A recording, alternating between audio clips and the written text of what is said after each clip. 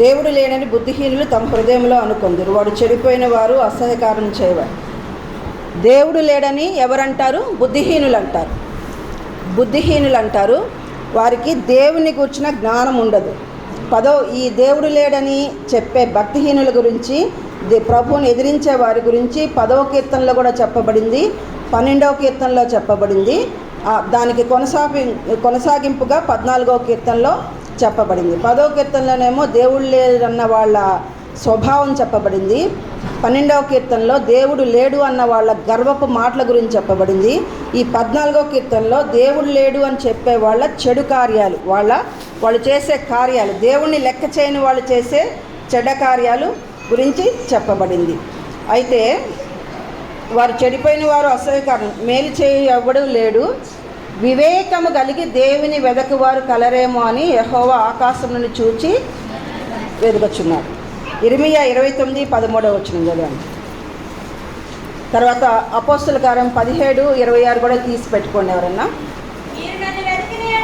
మీరు నన్ను వెతికిన యెడల పూర్ణ మనసుతో నన్ను గూర్చి విచారణ చేయడ, దేవుణ్ణి వెతికితే దేవుడు ఖచ్చితంగా దొరుకుతాడు. దేవుణ్ణి వెదకుండా విచారణ చేయకుండా దేవుడు లేడు అని చెప్పేసి వీళ్ళు బుద్ధిహీనులు. దేవుడు లేడు అని చెప్పే వాళ్ళల్లో బుద్ధి అనేదే ఉండదు, వాళ్ళు బుద్ధిహీనులు. అయితే అపోస్తుల కార్యం 17:26 కూడా చదవండి. దేవుడంట ఆయనను యావత్ భూమి మీద కాపురం ఉండుటకు సృష్టించి వారు ఒకవేళ దేవుణ్ణి తడవులాడి కనుగొందురేమో అని దేవుణ్ణి వెతుకు నిమిత్తము దేవుడు అట్లా వెతుకుతున్నాడంట. నన్ను ఎవరన్నా వెతుకుతారా అని చెప్పేసి. అయితే వెతికిన వారికి తప్పకుండా దొరుకుతాడు. వెతికిన వారికి దేవుడు తప్పకుండా దొరుకుతాడు. నేను చాలా కాలం క్రితం ఒక సాక్ష్యం విన్నా యూట్యూబ్లో. ఒక అతను హిందూ బ్యాక్గ్రౌండ్ ఉన్న అతను ఆ వేదాలన్నీ చదివి వాటితోటి దేవుడికి ఉన్న లక్షణాలు సరిపోవటం లేదని చెప్పేసి, దేవుడు నిజమైన దేవుడు ఎవరని చెప్పేసి కాశ్మీర్ టు కన్యాకుమారి వెతికాడంట.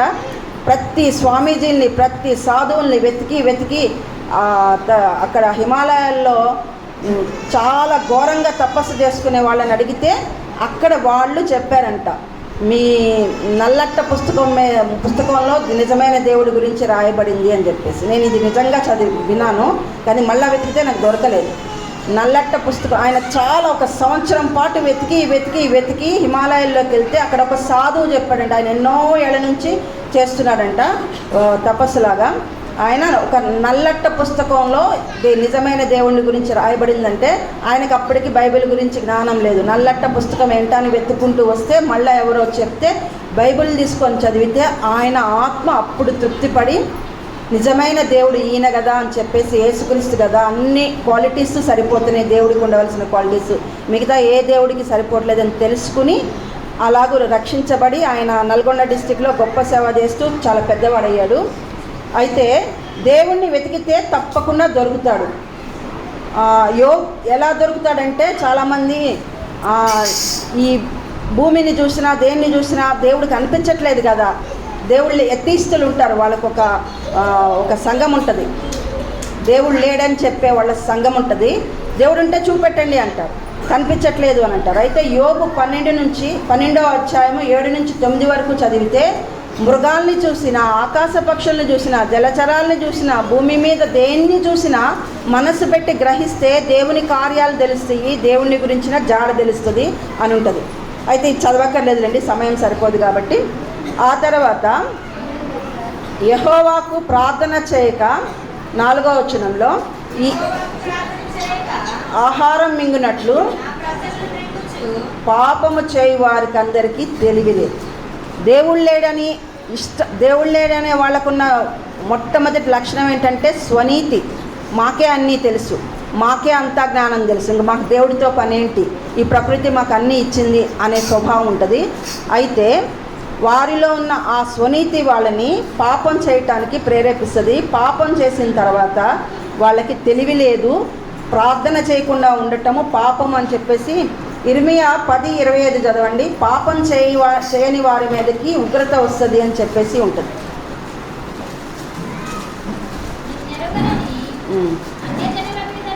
అన్యజనుల మీదను చదువు. నీ నామమును బట్టి మళ్ళీ చదవండి. నీ నామమును బట్టి ప్రార్థింపని వంశముల మీదను. ఇక్కడ ప్రార్థించని వారి మీద దేవుని ఉగ్రత వస్తుందంట. ప్రార్థన చేయకుండా అహంకారంతో ఉండే వాళ్ళ మీదకి దేవుడి ఉగ్రత వస్తుందని చెప్పి ఉంది.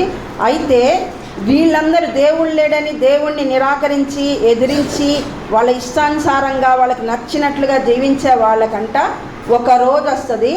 వచ్చినప్పుడు వాళ్ళు దేవుణ్ణి ఎదుర్కొంటారు. దేవుణ్ణి ఎదుర్కొన్నప్పుడు ఏమవుతుంది చూడండి. దేవుడు ఎదుర్కొని వాళ్ళు భయక్రాంతులు అవుతారు, బహుగా భయపడతారంట. పాపము చేయవారు బహుగా భయపడతారు. దేవుడు లేడని విర్రవీగిన తర్వాత ఒకనాటికి వాళ్ళు దేవుణ్ణి డైరెక్ట్గా ఎదుర్కొన్నప్పుడు ఆ దేవదేవుని శక్తి ముందు, ఆయన ముందు ఆ పాపం చేసేవాళ్ళు బహుగా భయపడిపోతారంట. అయితే దేవుడు ఎవరి పక్షాన ఉంటాడు? నీతిమంతుల సంతానాన్ని పక్షంలో ఉంటాడు. నీతిమంతులు దేవుడు లేడని ఎదిరించే వాళ్ళని దేవుడు భయక్రాంతుల్ని చేస్తాడు, వాళ్ళని శిక్షిస్తాడు, ఉగ్రతపాలు చేస్తాడు. దేవుడు ఉన్నాడు అని చెప్పి ఆయన్ని బెదకి భయముతో వణకుతో ఆయన్ని ఆరాధించే వారిని ఆయన బిడ్డల పక్షాన ఉంటాడు, ఆయన పక్షాన ఉంటాడు. ఆఖరి వచనం చదువుకుందాము. సియోనులో నుండి ఇశ్రాయేలునకు ఎక్కడి నుంచి కలుగుతుంది? సియోనులో నుండి. సియోను, పరమ సియోనులో నుంచి ఇశ్రాయేలునకి రక్షణ కలుగుతుంది. రక్షణ అంటే నిన్న అందరూ బాప్టిజం తీసుకున్నారు కదా, వారి హృదయంలో రక్షణ కలుగుతుంది. రక్షణ కార్యం జరిగే చోట తండ్రి, కుమార, పరిశుద్ధాత్మ ముగ్గురు ఉంటారు. ఎందుకంటే యోహాను సువార్త 6వ అధ్యాయం 44వ వచనంలో నన్ను పంపిన తండ్రి నా యొద్దకు ఆకర్షించితేనే కానీ ఎవరునూ నా యొద్దకు రాలేడని యేసుక్రీస్తు అంటున్నాడు. రక్షణ ఇచ్చేదేమో యేసుక్రీస్తు, తండ్రి రక్షించబడే వ్యక్తిని యేసుక్రీస్తు యొద్దకి ఆకర్షిస్తాడు. ఆ తర్వాత నన్ను పంపిన తండ్రి చాలు 1 కొరింథీ 12వ అధ్యాయం 3వ వచనంలోనేమో పరిశుద్ధాత్మ ఒప్పించితే కానీ ఎవడును యేసుక్రీస్తుని ప్రభు అని ఇందుచేత పరిశుద్ధాత్మ వలన తప్ప ఎవడును యేసు ప్రభు అని చెప్పలేడనియు. చాలండి. అక్కడ తండ్రి ఆకర్షిస్తేనే రక్షించే యేసయ్య దగ్గరికి ఎవరైనా వస్తారు. పరిశుద్ధాత్మ ఒప్పిస్తేనే యేసు ప్రభు అని ఎవరైనా ఒప్పుకుంటారు. సో తండ్రి, కుమార, రక్షించే యేసుక్రీస్తు, ఈ ముగ్గురు ఉంటేనే రక్షణ కలుగుతుంది. ఆ తర్వాత యెహోవా చెరలోని తన ప్రజలను రప్పించినప్పుడు యాకోబు హర్షించును, ఇశ్రాయేలు సంతోషం. ఇశ్రాయేలీలు బబులోను చెరకు వెళ్ళిపోయారు, ఐగుప్తు చెరలోకి వెళ్ళారు. ఆ చెర నుంచి రప్పించినప్పుడంట వాళ్ళ జాతి మొత్తం ఇశ్రాయేలు జాతి కాబట్టి యాకోబు హర్షించును, ఇశ్రాయేలు సంతోషించును. అయితే మనం కూడా పాపాలు చేసి సాతాను చెరలో ఉన్నప్పుడు ఆ సాతాను చెర నుంచి మన యేసుక్రీస్తు, రక్షకుడైన యేసుక్రీస్తు మనల్ని విడిపించినప్పుడు ఎవరు సంతోషిస్తారంటే తండ్రి అయిన దేవుడు సంతోషిస్తాడంట. జెఫన్యా 3:17 వచనం చదవండి. నిన్న మీరు 6 బాప్తిసం తీసుకున్నప్పుడు తండ్రి అయిన దేవుడు సంతోషించాడంట, నవ్వాడంట. ఇంగ్లీష్లో అయితే సింగింగ్ అని ఉంటుంది, తెలుగులో హర్షించును అని ఉంటుంది. హర్షించును బదులు ఇంగ్లీష్లో సింగింగ్ అని. దేవుడు మిమ్మల్ని చూసి సంతోషం పట్టలేక పాటలు పాడుకున్నాడంట, అంత సంతోషించాడంట. చదవండి. మీ దేవుడకు యెహోవా మీ మధ్య ఉన్నాడు, ఆయన శక్తిమంతుడు, ఆయన మిమ్మల్ని రక్షించిన. ఆయన రక్షించినప్పుడు ఆయన ఏం చేస్తాడో నెక్స్ట్ చదవండి.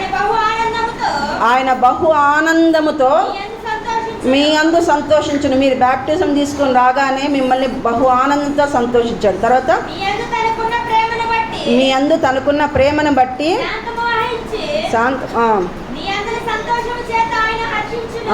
సంతోషం చేత హర్షించును. హర్షించును అనే దానికి ఇంగ్లీష్లో సింగింగ్ అని ఉంది. దేవుడు మిమ్మల్ని చూడగానే, నిన్న మీరు బ్యాప్టిజం తీసుకొని ఆ నీళ్ళల్లో నుంచి బయటికి రాగానే ఇక దేవుడికి మీరు కనిపించరు.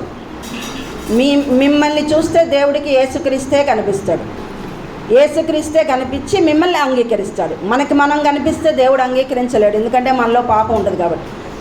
దీనికోసము గలతీ పత్రిక 3వ అధ్యాయము 27వ వచనం చదవండి. బాప్టిజం తీసుకున్న వెంటనే మనం క్రీస్తులోనికి బాప్టిజం పొందిన మీరందరూ క్రీస్తును ధరించుకొని, క్రీస్తులోనికి బాప్టిజం పొందిన మనమందరం బాప్టిజం తీసుకుని మనమందరం ఎప్పుడో తీసుకున్నాము, నిన్న తీసుకునే 6 కూడా ఎవరిని ధరించుకున్నారు చెప్పండి? సో మిమ్మల్ని ఇక మనల్ని చూడడు దేవుడు. మీరు నిన్న నదిలోంచి బయటికి రాగానే దేవుడి కళ్ళకి మీరు యేసుక్రీస్తులాగా కనిపించారు. యేసుక్రీస్తు పరిశుద్ధత, యేసుక్రీస్తు నీతి మీ మీద దేవుడు ధరింపజేశాడు కాబట్టి మనల్ని అందరినీ అంగీకరించాడు దేవుడు. అంగీకరించి సంతోషం పట్టలేక, ఆనందం పట్టలేక సంతోషంతో పాటలు పాడుతున్నాడు. మిమ్మల్ని చూసి నవ్వుతున్నాడు, సంతోషిస్తున్నాడు, ఎంజాయ్ చేస్తున్నాడు దేవుడు అని వాక్యం సెలవిస్తుంది. తర్వాత ఈ రిఫరెన్స్ చదవకండి ఎవరు. మత్తయి 3:17 వచనంలో యేసుక్రీస్తు బాప్తిజం తీసుకుని బయటికి వచ్చిన వెంటనే ఆకాశం తెరవబడి ఈయనే నా ప్రియకుమారుడు అని చెప్తాడు కదా. అలాగే బాప్టిజం తీసుకున్న వెంటనే దేవుడు కూడా మిమ్మల్ని తను ఎందరు అంగీకరించారో వారందరూ ఆయన కుమారులు అనబడుదురనే వాక్య ప్రకారము మిమ్మల్ని కుమారులుగా, కుమార్తెలుగా చెప్తున్నాడు. ఆ తర్వాత 1వ యోహాను పత్రిక 1:9 వచనంలో, అది కాదు, 1వ యోహాను పత్రిక 3వ అధ్యాయం 1వ వచనంలో దేవుడు తన 3వ అధ్యాయం 1వ వచనం, మనము దేవుని పిల్లలమని పిలువబడినట్లు తండ్రి మనకెట్లి ప్రేమను అనుగ్రహించనో చూడుడి. అంటే దేవుడు తన కుటుంబంలోకి, దేవుని కుటుంబంలోకి నిన్న మీరు అడుగు పెట్టారు బాప్తిసం తీసుకున్న వాళ్ళు. ఇంతకుముందు ఎప్పుడో మేము, ఇంకా చాలామంది తీసుకున్న వాళ్ళు కూడా ఎప్పుడో మేము దేవుని కుటుంబంలోకి అడుగు పెట్టేశాం. దేవుని కుటుంబంలో మనం ఇప్పుడు కుమారులుగా, కుమార్తెలుగా ఉన్నాము. దేవుని కుటుంబంలోకి దేవుడు మనల్ని ఆహ్వానించాడు. తర్వాత దేవుడు ఒక్కడే సంతోషించాల మిమ్మల్ని చూసి, దేవదూతలు కూడా సంతోషించి లూకాసు వార్త 15:7లో విందు చేసుకున్నాయంట దేవదూతలు కూడా. అయితే ఈ బాప్తిసం ఎటువంటిదంటే, ఈ బాప్తిసము 1 కొరింథీ 11వ అధ్యాయం 25వ వచనం చదవండి. ఇది ఒక యేసుక్రీస్తు యొక్క రక్త నిబంధన. యేసు రక్తము వలనైన క్రొత్త నిబంధన ఇది. చదవండి ఇది. కాబట్టి యేసుక్రీస్తు వలనైన కొత్త, ఇది నా వలనైన కొత్త నిబంధన అని ఉంటుంది చూడు. 25వ వచనం 11వ అధ్యాయం. ఎత్తుకొని ఈ పాత్ర నా రక్తం, అంటే యేసుక్రీస్తు రక్తము వలనైన క్రొత్త నిబంధన. చాలు. బాప్తిజం తీసుకున్న ప్రతి ఒక్కళ్ళు యేసుక్రీస్తుతోటి, దేవుడితోటి ఈ క్రొత్త నిబంధనలోకి, యేసుక్రీస్తు రక్తం వల్లైన క్రొత్త నిబంధనలోకి అడుగు పెడుతున్నారు. నిబంధన అనేది ఒకసారి చేస్తే అది విడిచిపెట్టేది కానే కాదు. మన వివాహాలు కూడా నిబంధనే. చాలామంది తెలియక వివాహం చేసుకుంటున్నారు, డైవర్స్ తీసుకుంటున్నారు, మళ్ళా చేస్తున్నారు. అంటే మనకి బైబిల్లో వాక్యం ఏముంది? మరణం తప్ప మరి ఏది విడగొట్టకూడదు వివాహాన్ని ఉంది. కానీ ఈ రక్తం, యేసయ్య రక్తం వలన క్రొత్త నిబంధనలోకి మనం అడుగు పెడితే మరణం కూడా, మామూలుగా వివాహం చేసుకున్న వ్యక్తి, పురుషులు, స్త్రీ పురుషులు ఎవరో ఒకళ్ళు చనిపోతే ఆ నిబంధన నుంచి విడుదలకు వచ్చేస్తారు, ఇంకో పెళ్లి చేసుకోవచ్చు. బ్రతికున్నప్పుడు మాత్రం చేసుకోకూడదు వాక్యం ప్రకారం. అయితే యేసుక్రీస్తు వలనైన ఈ క్రొత్త నిబంధనలోకి మనం ఒక్కసారి బాప్టిజం ద్వారా అడుగు పెడితే మరణం కూడా మనల్ని వేరు చేయలేదు. మరణంలో కూడా, చావుగోతులో కూడా ఈ నిబంధన ఉంటుంది. చావుగోతులో కూడా దేవుడు మనకు తోడుగా ఉంటాడు. ఈ మహాదేవుడు మరణం వరకు మనల్ని నడిపించే దేవుడు, పరలోకంలో సదాకాలం ఆయనతో కూడా జీవింపజేసే దేవుడు. కాబట్టి ఇది పర్మనెంట్, నిత్య నిబంధన. ఈ క్రొత్త యేసుక్రీస్తు రక్తం వల్లైన ఈ క్రొత్త నిబంధన నిత్య నిబంధన. ఆ తర్వాత ఇంకొక మాట చెప్పి ముగించేస్తాను. ఈ బాప్టిజం తీసుకోవటము, ఇక్కడ నేను కీర్తన చెప్తూ ఇవన్నీ చెప్తున్నాను అనుకోకండి. ఎందుకంటే రక్షణ అనేది వచ్చింది. తర్వాత దేవుడు చెరలో నుంచి విడిపించబడితే, పాపపు చెరలో నుంచి విడిపించబడితే సంతోషిస్తాడనే మాటను బట్టి చెప్తున్నాను. దేవుడు సంతోషిస్తున్నాడు, దేవదూతలు సంతోషించి పండుగ విందు చేసుకుని, దేవుడు దేవదూతలే గాక మనము కూడా విందు చేసుకోబోతున్నాము. మనము కూడా సంఘంగా సంతోషిస్తున్నాము. నిన్న వారు తీసుకున్న దేవుని కుటుంబంలోకి వారు వచ్చినందుకు వెల్కమ్ చెప్తున్నాము దేవుని కుటుంబంలోకి. అయితే విశ్వాసి బాప్తిసం తీసుకునేది ఈ నూతన జన్మ అంటే తల్లి గర్భంలో పుట్టినప్పుడు. ఇది నికోదేముతో యోహాను సువార్త 3వ అధ్యాయం చెప్తాడు. యేసుక్రీస్తు మీ తర్వాత చదువుకోండి. యేసుక్రీస్తుతో ఉన్న సంభాషణలో ఒక నీటి మూలంగా ఆత్మ మూలంగా జన్మించితేనే కానీ పరలోక రాజ్యం చేరలేడంటారు. నీటి మూలంగా నిన్న జన్మించారు. ఆ తర్వాత ఆత్మ మూలంగా పరిశుద్ధాత్మ బాప్తిసం తప్పనిసరిగా తీసుకోవాలి. కొంతమందిలో నీటి బాప్తిసం తీసుకోకముందే పరిశుద్ధాత్మ బాప్తిసం వస్తుంది. పరిశుద్ధాత్మ ఒప్పిస్తేనే కదా మనం ఒప్పుకొని వచ్చేది. కొంతమందికి తర్వాత వస్తుంది. నీటి బాప్తిసం అయిన తర్వాత నీటి బాప్తిసం, ఆత్మ బాప్తిసం, పరిశుద్ధాత్మ బాప్తిసం 2 అవసరము. అయితే ఈ బాప్తిసం తీసుకున్న రోజు మనకి ఆత్మీయ పుట్టినరోజు. చాలామంది ఏం చేసుకుంటారంటే తల్లిదండ్రులకు పుట్టినరోజు చేసుకుంటాం కదా, బర్త్డే అని, హ్యాపీ బర్త్డే అని.